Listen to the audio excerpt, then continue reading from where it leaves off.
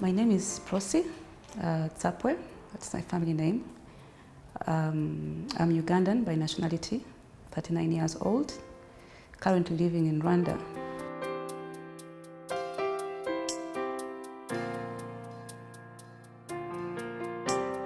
I was actually visiting a friend for Christmas up north, back in Uganda, in Gulu, and so her family came over. So she had a young sister who I just had a conversation, who had said that she had an operation. She was about 15, and she said that they had removed something from her breast. And for me, when I heard that, I usually felt like a lump, like a stone kind of thing. So I had a couple of job interviews back in Rwanda, so I had to come back. So I said, well, when I go to Rwanda, maybe I'll have a doctor check on it. So when I came, one of these interviews was actually in Musanze, in the volcanoes, and the place is really cold. It's very, very cold. You have to sleep with some hot water bottles in the bed. So the second night, I don't really know, maybe it was my mind thinking about it or what, but then I woke up to a very sharp pain, like a really, really sharp pain. Like it's like someone was stabbing a knife through my breast. Like it was really sharp, but it made me cry. And I think what also triggered it was the coldness. So when that pain started, it actually never stopped. So whenever I would sit like on a motorbike in the evenings, and these guys are riding very fast, I would feel pain. So I would try to cover with a sweater or something, and I have to do like this to hold my breast, because there was this pain that would not stop, and it kept on increasing and increasing. So a friend of mine said, you better go see a specialist.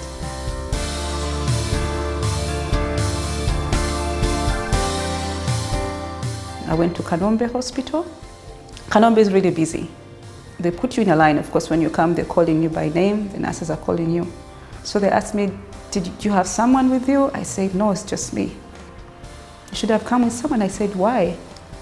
So he now starts talking about cancer, taking me through all kinds of things and the treatments. And so I was like, God, really? Is this the best you can give? I just sit somewhere on a chair and I started crying.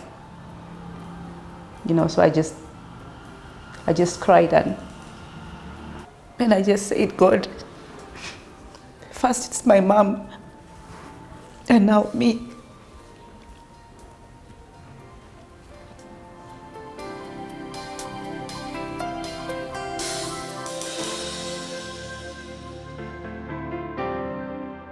There are moments when the pain was too much and you really feel like, but there was a reason for me to just keep fighting, because then I knew that the worst part would come, and that would be chemo.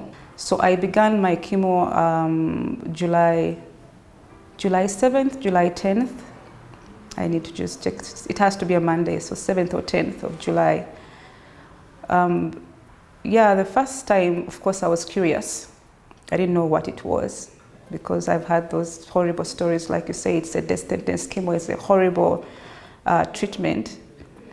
But when I went there, I was like, let's see how it feels.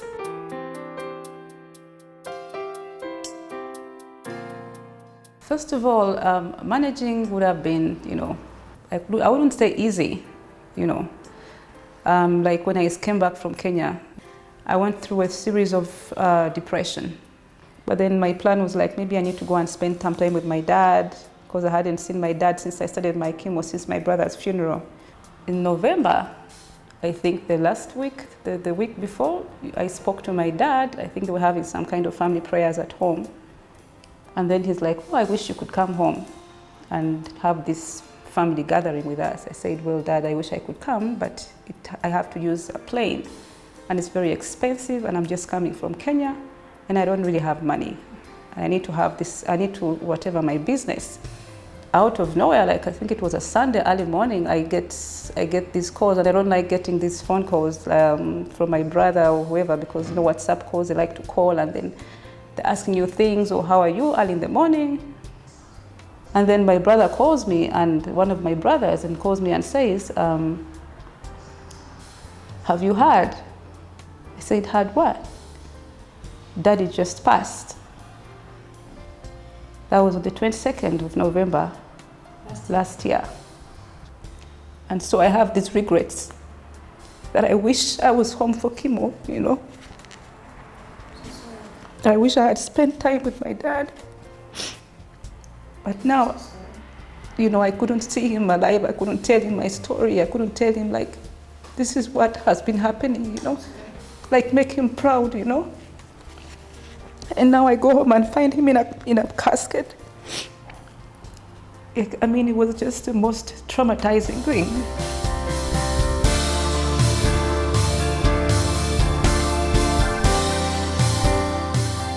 I'm still on hormonotherapy treatment. That takes about 5 years, so it's medication that I take every day for 5 years. And this treatment is meant to reduce the reoccurrence of the cancer by maybe 80% or 90%. So it hasn't really been easy, you know, like the first time I started taking the treatment, because it also has its own side effects.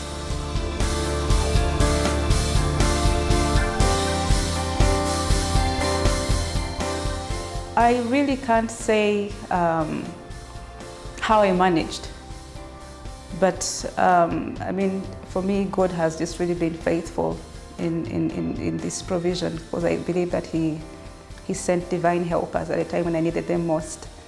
And even people that I had not really talked to for a while, you know, people kind of really came through for me to support me, to encourage me. So I am very grateful for them. I mean, just for them being there for me at that time when I needed them most.